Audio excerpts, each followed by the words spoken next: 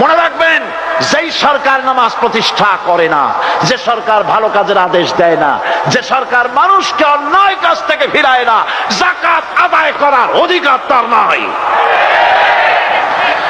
সুতরাং এমন এক সময় আসবে যখন আবার আমাদের জন্য সুখ শান্তি ফিরে আসবে। সেজন্য কোরআনের কাছে আসতে হবে। কার কাছে?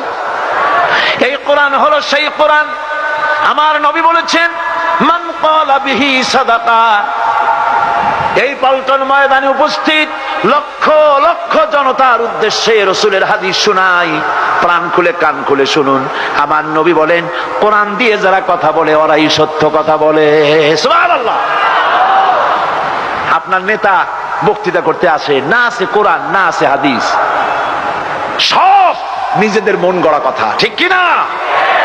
কোরআন দিয়ে যারা কথা বলে তারা সত্য কথা বলে, কোরআন দিয়ে যারা মানুষকে ডাকে ওরাই সঠিক পথের দিকে ডাকে। যেই ডাক শুরু হয় দুনিয়া থেকে, আর এর যাত্রা শেষ হয় জান্নাতুল ফেরদাউসে গিয়ে। আখরাজাহু তিরমিজি, তিরমিজি শরীফের হাদিস এটি। সুতরাং ইন্নাদ-দীন ইনদাল্লাহিল ইসলাম। জীবন ব্যবস্থা কেবলমাত্র কোনটা? জোরে বলেন, কোনটা? এই ইসলামের আইনের সামনে মাথা নত করে দিতে হবে।